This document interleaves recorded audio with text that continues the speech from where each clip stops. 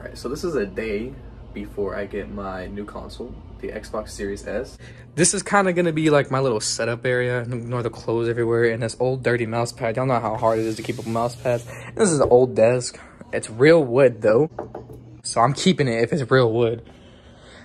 That's my nightstand, and that's my side of the, and then these are, oh god, so many clothes. Okay, so I don't really like the TV. I'm more of a 144 hertz monitor kind of guy, but since I'm on a tight budget of owning the apartment, keeping up with the car bill, all my bills together, it's not easy. The plan though is to have Xbox Series S here, this shit here, and the controllers here and everything. So face is now shaved.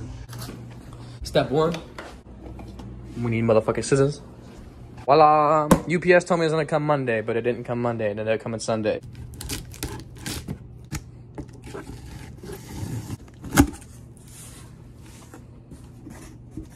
Oh, well, actually, it's a little bit bigger than I thought. So my specific package actually came with the Shock Blue Xbox controller, which is the new Xbox controller that had came out.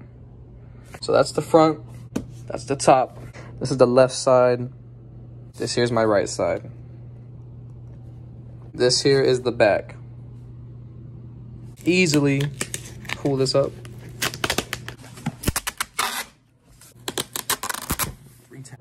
All right, get prepared for 3 tabs. So finally, the opening.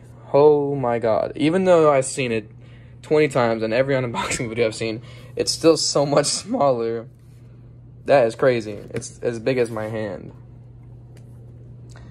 Okay, it's got some good weight. It's not as light as I thought it would feel. So it doesn't feel cheap right away. I can tell you that. This here is a setup guide. This here's your cords. So we got our power supply cord, and then we have our high-speed HDMI. I unfortunately do not have the right kind of TV. The new controller. I'm actually pretty excited to hold this new controller, so let's see what it feels like. Okay, so there's a new grip, there's a new filling to this controller than the original Xbox controller. I know with the batteries, it might feel a little bit stronger too. But I don't know if you can tell, but there's some gripping. It feels like gripping on the controller. Can't explain it. And new D-pads. This feels different for sure. And, you know, of course, the button, the share button, and your select button, and your start button. And I know it now uses USB-C, so for anyone curious, that is a USB-C.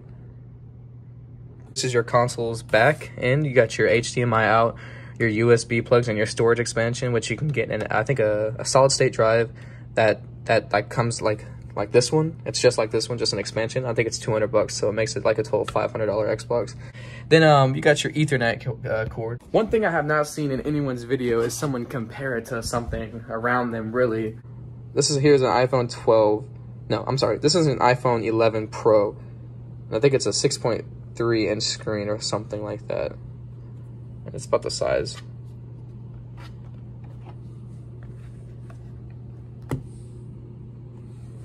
So you get it for size. I didn't get the best headphones, but I got the Astro A10s. Not the greatest, but you know, it's something that I know it can do me by for now. And this is my Ethernet cable.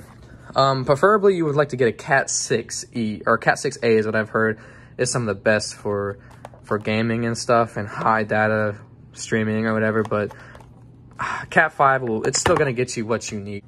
So this is how it got set up. Pretty nice. Now this is our button. So let's go ahead and click it. Oh, there it goes.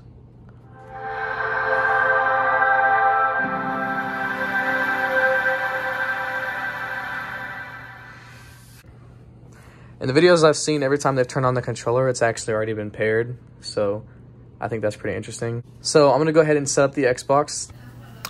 Okay, and this part is pretty simple too. The whole setup, I'm just updating my console at this point, and this doesn't take long. And then it asks me if I want instant on or energy saving. Obviously instant on.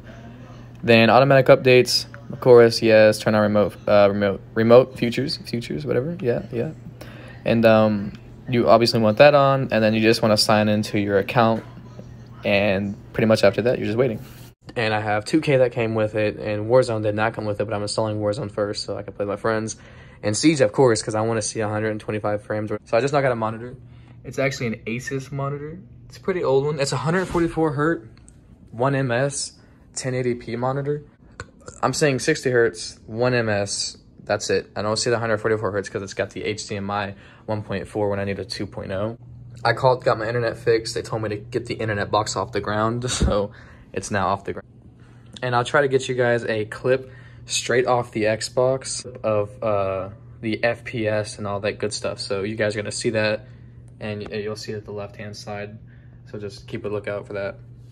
Operator standing. All right, so look at my casual frames right here. I'm peaking at 150. It's pretty cool. So in this little 1v2, I'm just touching a 1v2. Pretty simple as that. And I recorded it. So I'm keeping consistent frame rate. It looks smooth. It feels weird to even think that this is console, to be honest, considering that console hasn't looked like this in ever. It's never looked like this. So I think it's a pretty solid experience, and I thought this gameplay would be very nice for you guys. But yeah. So this is kind of the finished progress here. Oh, those are Cheez-Its. Anyways, yeah. So the finished progress here. It's pretty decent. But there we go.